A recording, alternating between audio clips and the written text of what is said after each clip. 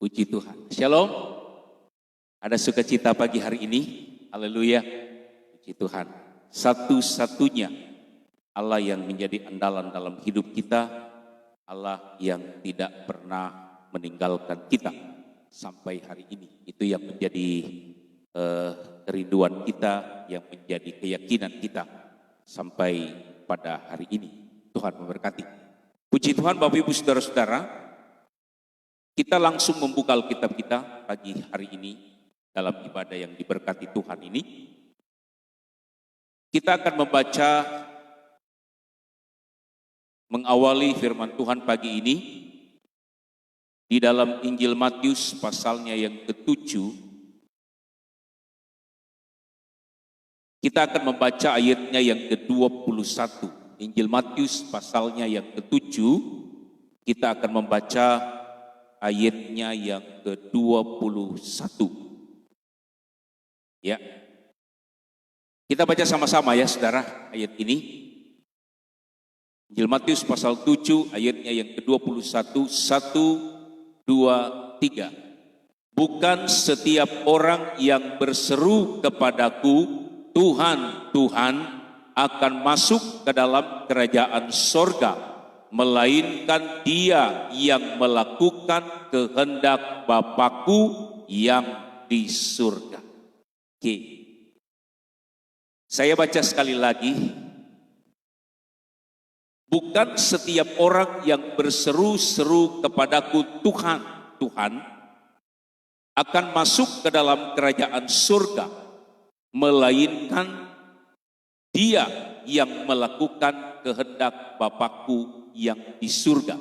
Kenapa Tuhan berkata demikian, saudara-saudara? Pada ayatnya yang ke-22 kita membaca di situ awal dari statement yang diberikan oleh Tuhan Yesus tentang orang-orang yang akan masuk ke dalam kerajaan sorga. Ayat 22 berkata begini, pada hari terakhir banyak orang akan berseru kepadaku, Tuhan, Tuhan, bukankah kami bernubuat demi namamu dan mengusir setan demi namamu dan mengadakan banyak mujizat demi namamu juga? Saudara-saudara, jadi ini adalah titik awal kenapa Tuhan berkata tidak semua orang yang berseru Tuhan, Tuhan itu akan masuk ke dalam kerajaan surga. Tentu ayat ini saudara-saudara ditujukan bukan kepada orang-orang di luar sana, tetapi ayat ini sesungguhnya ditujukan kepada kita sebagai anak-anak Tuhan. Kenapa? Karena ayat ini berkata pada hari terakhir. Ini coba kita perhatikan hari terakhir ini. Ini berarti hari-hari menjelang kedatangan Tuhan, atau hari-hari terakhir ini adalah gambaran gereja Tuhan di akhir zaman. Dia berkata pada hari terakhir akan ada banyak orang. Jadi banyak orang yang akan berseru Tuhan, Tuhan, bukankah kami bernubuat demi namamu, mengusir setan demi namamu, dan mengadakan banyak mujizat demi namamu juga? Nah, perhatikan saudara-saudara, ini tentu keadaan ini bukan terjadi kepada orang-orang yang belum mengenal Tuhan, tetapi bagi orang-orang yang pernah bernubuat demi nama Tuhan, mereka yang mengusir setan demi nama Tuhan, mereka yang mengadakan mujizat di dalam nama Tuhan, mereka yang kelihatannya melakukan pekerjaan-pekerjaan Tuhan. Itu berarti saudara-saudara ayat ini ditujukan kepada kita semua sebagai jemaat Tuhan di akhir zaman. Akan ada banyak orang berseru Tuhan, Tuhan. Nah, di dalam ayat 21 justru penekanannya di situ. Karena Tuhan berkata bukan setiap orang yang berseru Tuhan, Tuhan itu, baik yang mengadakan mujizat, baik yang mengusir setan, baik yang bernubuat demi nama Tuhan. Firman Allah berkata, bukan semua orang, bukan setiap orang yang berseru Tuhan, Tuhan itu akan masuk ke dalam kerajaan surga. Tetapi firman Tuhan katakan syaratnya yang utama untuk masuk ke dalam kerajaan surga adalah mereka yang melakukan kehendak Bapakku yang di surga. Jadi saudara-saudara, ayat ini dengan jelas mengatakan kepada kita bahwa yang masuk ke dalam kerajaan surga adalah mereka yang melakukan kehendak Bapakku yang di surga.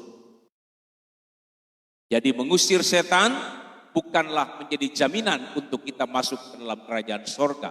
Bernubuat demi nama Tuhan bukanlah menjadi jaminan untuk kita masuk ke dalam kerajaan surga. Melakukan pekerjaan Tuhan pun bukan menjadi jaminan bagi kita untuk masuk ke dalam kerajaan surga. Yang menjadi jaminan untuk kita masuk ke dalam kerajaan surga adalah ketika kita melakukan kehendak Bapa kita yang di surga. Bisa bilang amin Bapak Ibu Saudara? Nah, firman Tuhan pagi ini saya beri judul memahami kehendak dan rencana Bapa di surga. Memahami kehendak dan rencana Bapa di surga atau rencana Allah. Saudara-saudara, bagaimana kita dapat melakukan kehendak Allah? Bagaimana kita dapat melakukan kehendak Bapa di surga kalau kita tidak memahami kehendaknya? Kalau kita tidak dapat memahami rencananya? Kan itu sederhana sekali. Ya, tidak semua orang akan masuk ke dalam kerajaan surga. Oke, kita bisa terima itu dengan baik. Bukan semua orang yang mengusir setan, bukan semua orang yang bernubuat demi nama Tuhan, mereka otomatis masuk ke dalam kerajaan surga. Tidak, kita percayai itu. Tetapi bagi orang yang masuk ke dalam kerajaan surga, Tuhan jelas berkata bahwa orang-orang tersebut adalah orang-orang yang melakukan kehendak Bapa di surga. Pertanyaannya saudara-saudara, bagaimana kita bisa melakukan kehendak Bapa di surga kalau kita tidak mengerti apa kehendak Bapa di surga, apa rencana Bapa di surga? Kita tidak mengerti apa kehendak Allah, apa rencana Allah, kita tidak mengerti. Dan kalau kita tidak mengerti kehendak dan rencana Allah, saya percaya kita tidak mampu melakukan kehendak Allah dalam hidup kita.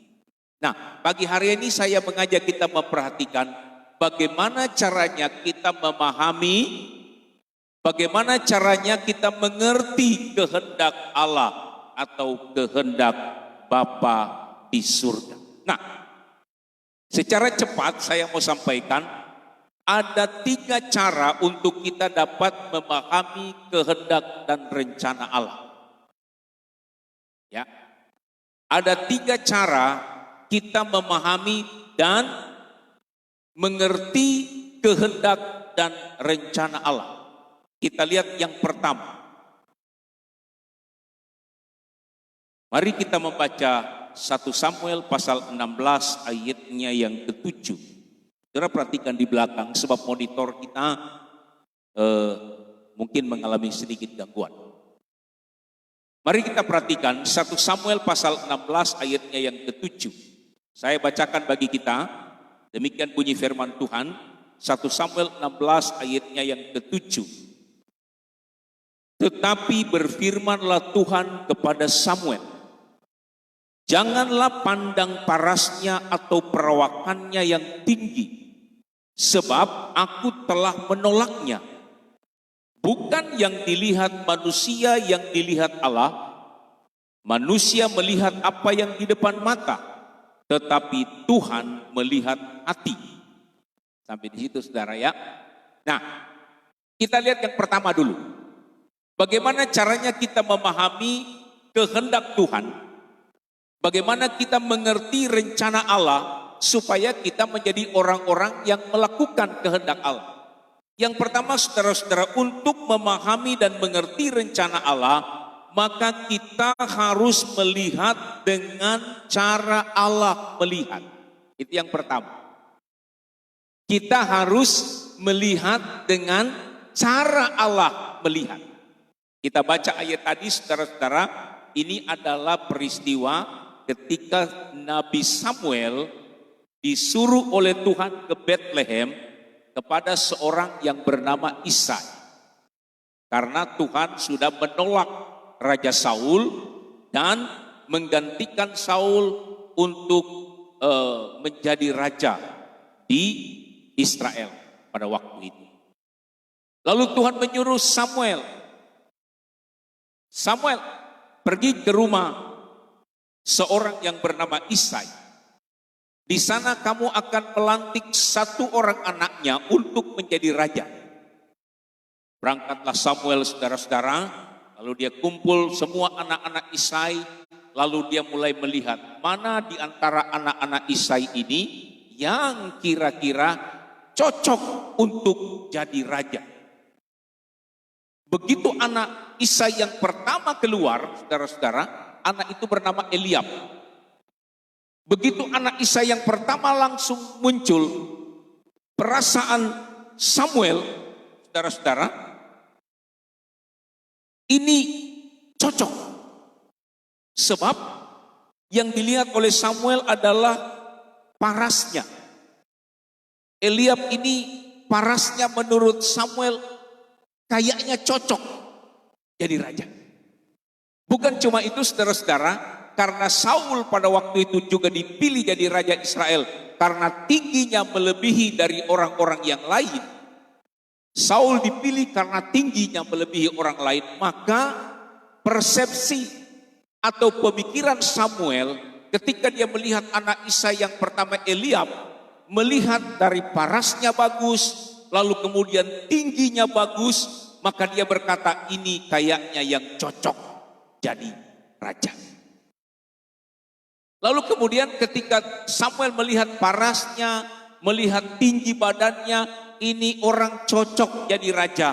Maka seketika itu juga Samuel mempersiapkan tabung tanduk yang berisi minyak untuk mau mengurapi anak Isai yang pertama, namanya Eliab. Waktu Samuel berencana mau mengurapi, Tuhan bilang, tunggu Samuel. Bukan itu. Bukan itu. Lalu kemudian Tuhan berkata, sebab aku telah menolaknya, bukan dia, kata Tuhan. Bukan yang dilihat manusia yang dilihat Allah, manusia melihat apa yang di depan mata, tetapi Tuhan melihat hati. Karena perhatikan baik-baik. Tuhan bilang bukan itu Samuel. Manusia melihat apa yang di depan mata. Tapi Allah melihat hati. Mari kita coba runut dari pertama ya saudara.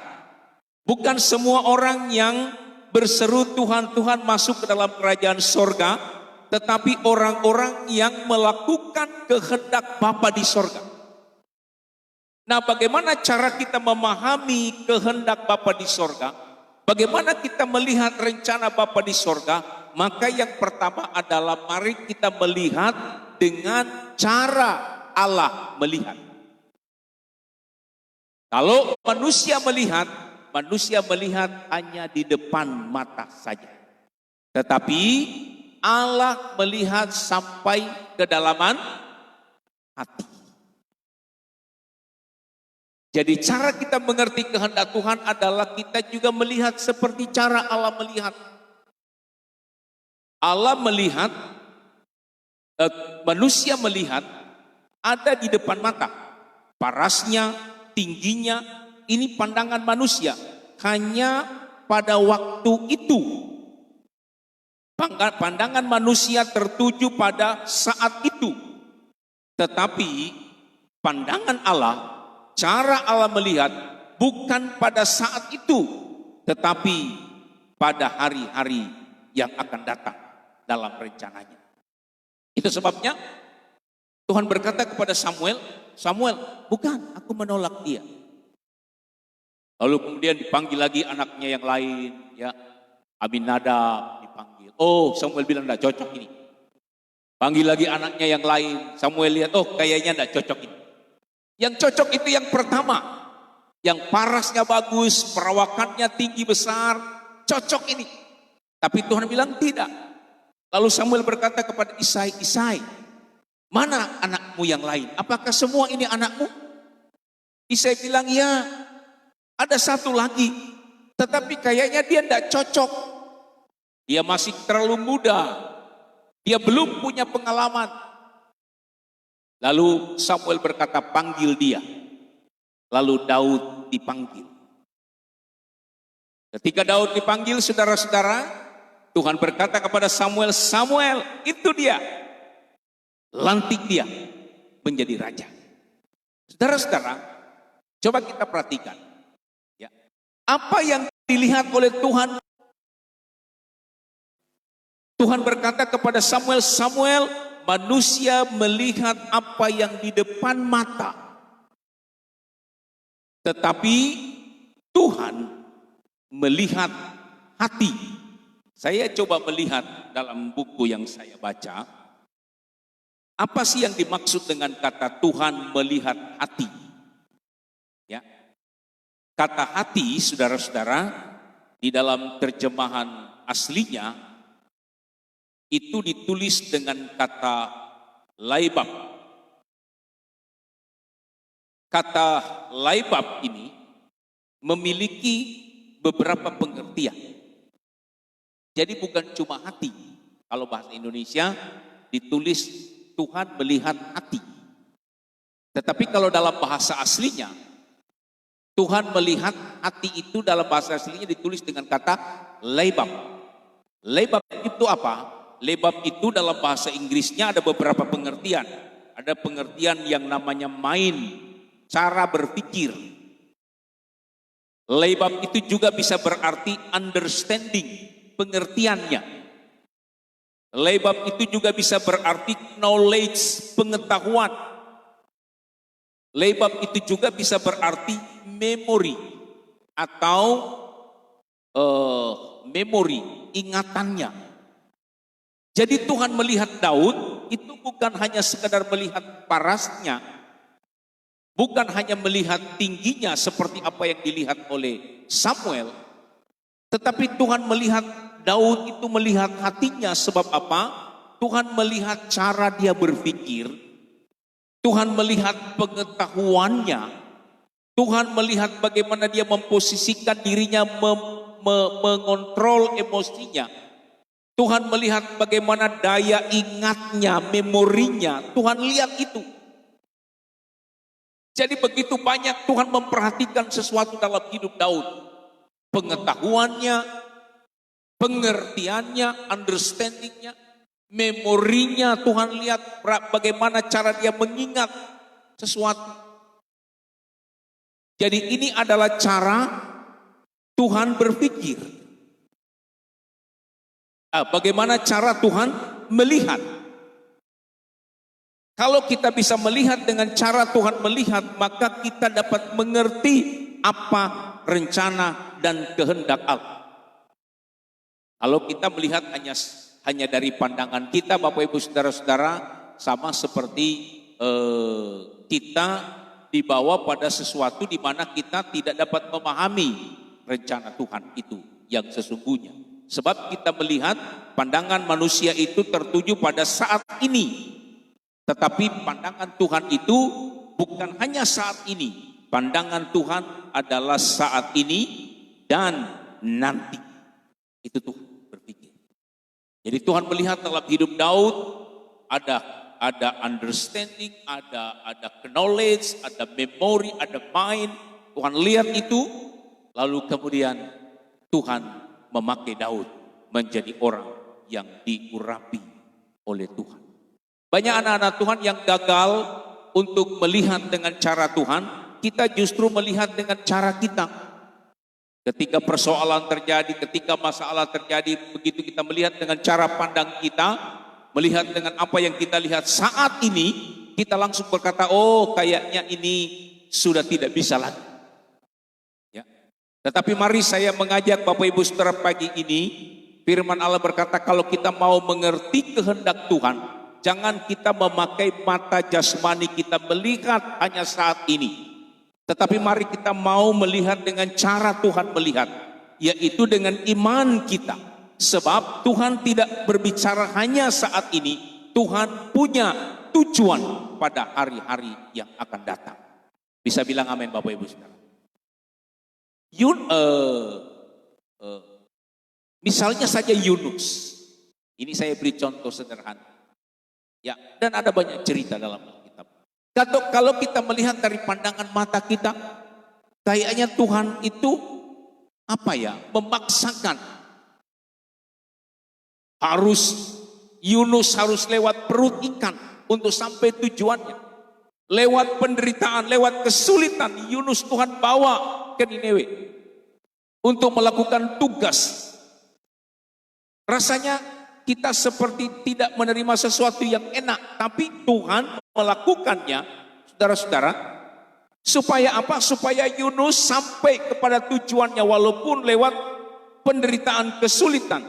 Dia harus mengalami kapal yang hampir-hampir tenggelam. Dia harus ditelan oleh ikan, menderita dalam perut ikan. Tapi tujuannya, destininya, Tuhan taruh Yunus untuk membuat orang Niniwe bertobat kepada Tuhan. Begitu juga dengan Yusuf, saudara-saudara.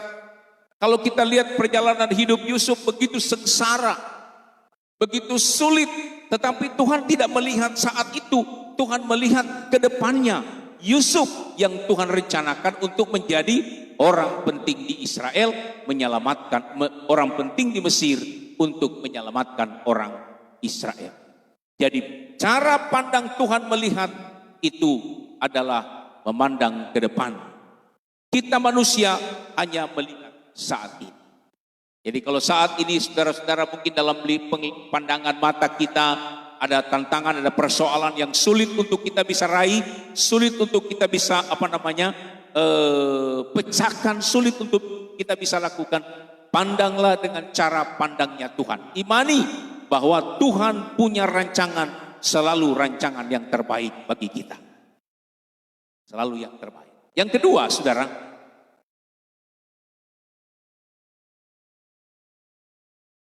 mari kita perhatikan.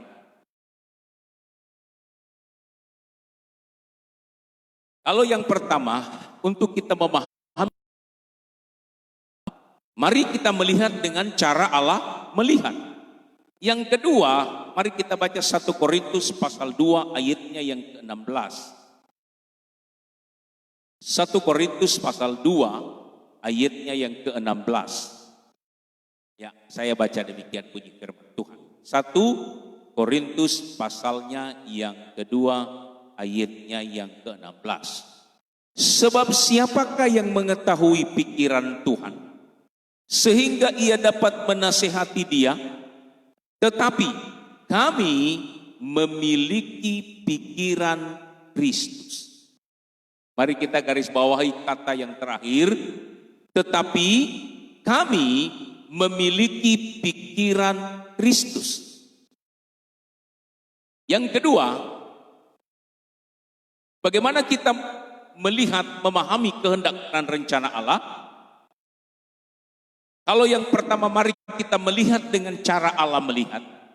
Maka yang kedua mari kita berpikir dengan cara Tuhan berpikir.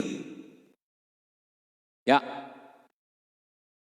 1 Korintus pasal 2 16 itu mengawali dengan kata, siapakah yang dapat mengetahui pikiran Tuhan sehingga ia dapat menjadi penasehatnya? Pertanyaan ini kan seolah-olah, saudara-saudara, bukan seolah-olah, tapi membuktikan bahwa tidak ada orang yang dapat menerka pikiran Tuhan. Siapa di antara kita manusia yang bisa menerka pikiran Tuhan? Bapak Ibu Saudara, ada di antara kita pagi hari ini yang bisa menerka pikiran Tuhan? Saya kira enggak ada. Tidak ada manusia di dunia ini yang bisa menerka pikiran Tuhan. Itu yang disampaikan oleh Paulus kepada jemaat di Korintus. Siapakah yang dapat menerka pikiran Tuhan? Menebak pikiran Tuhan.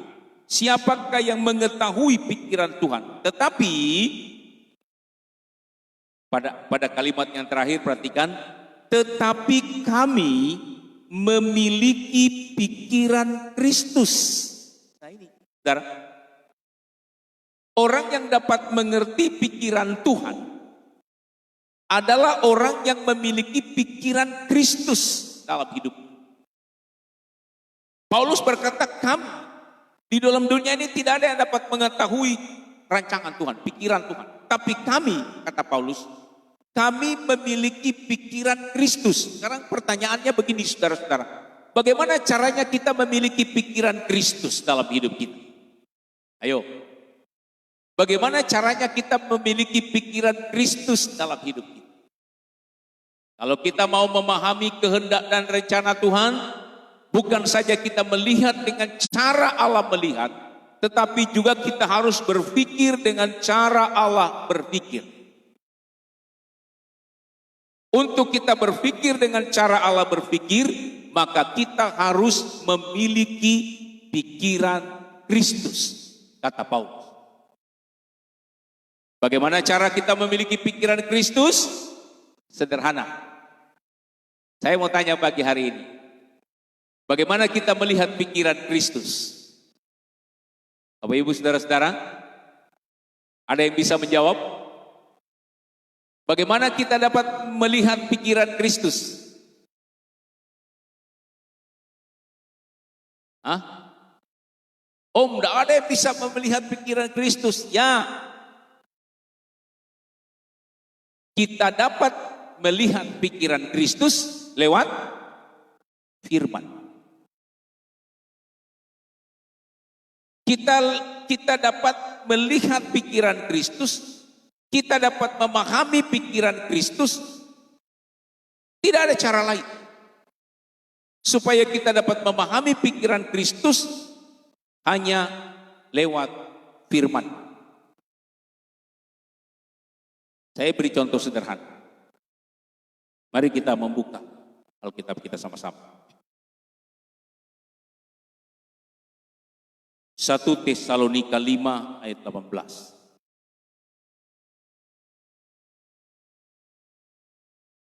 1 Tesalonika 5 ayat 18. Saya baca demikian bunyi firman Tuhan. Ini hanya sebagian kecil. Ya. 1 Tesalonika 5 ayat 18. Mengucap syukurlah dalam segala hal, sebab itulah yang dikehendaki Allah di dalam Kristus Yesus bagi kamu.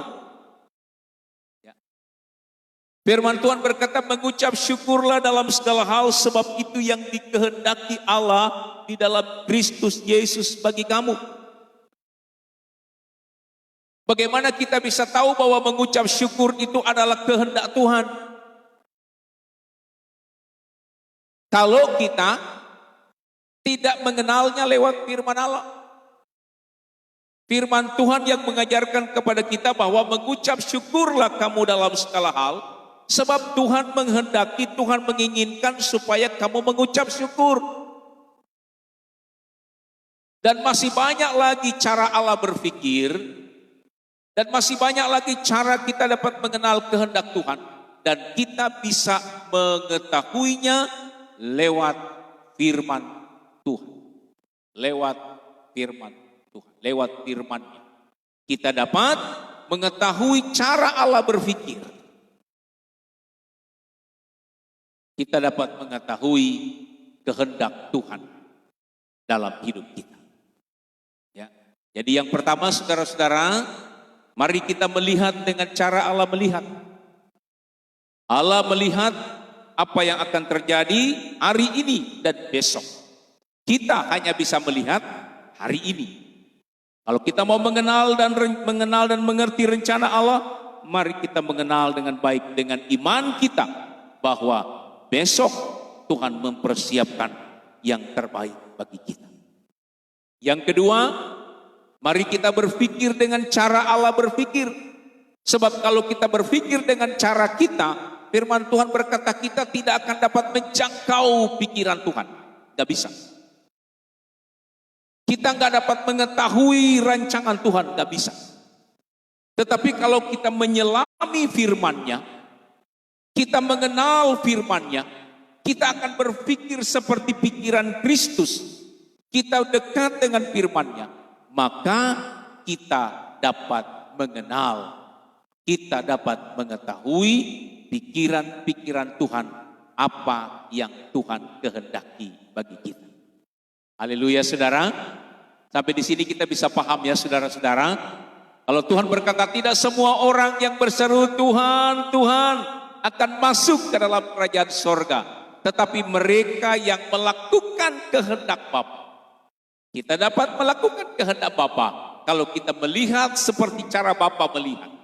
Kita dapat melakukan kehendak Bapa kalau kita dapat berpikir seperti Bapa berpikir. Dengan kita melihat lewat kebenaran firman. Yang ketiga, saudara. Yang ketiga, kita cepat. Yang ketiga, mari kita baca 1 Petrus pasal 3 ayatnya yang ke-17.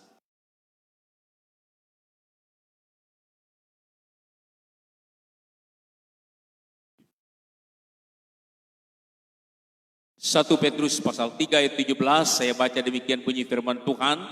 Sebab lebih baik menderita karena berbuat baik, jika hal itu dikehendaki Allah, daripada menderita karena berbuat jahat. Yang ketiga saudara, bagaimana kita dapat memahami pikiran Tuhan, memahami kehendak dan rencana Tuhan. Mari kita melihat dengan cara Allah melihat. Mari kita berpikir dengan cara Allah berpikir. Yang ketiga adalah mari kita melihat cara Tuhan bertindak. Cara Allah bertindak. Kalau kita melihat cara Allah bertindak, mengerti cara Allah bertindak, saudara-saudara, 1 Petrus katakan, sebab lebih baik menderita karena berbuat baik, jika itu yang dikehendaki oleh Allah. Kadang-kadang kita nggak bisa mengerti cara Allah bertindak. Ya. Di luar nalar kita melihat cara Allah bertindak. Orang berbuat baik, kata Tuhan, lebih baik kamu menderita karena berbuat baik. Coba bayangkan saudara-saudara, siapa di antara kita karena kita berbuat baik? Ada? Orang kan kalau berbuat baik, pasti dalam hatinya pengen kalau saya berbuat baik, orang akan berbuat baik kepada saya. Kalau semakin banyak saya berbuat baik, maka semakin banyak saya menerima kebaikan-kebaikan orang. Kan itu harusnya. Itu cara bertindaknya kita. Tetapi Tuhan punya kehendak lain, saudara-saudara. Allah adalah lebih baik kamu menderita karena kamu berbuat baik, kata Tuhan.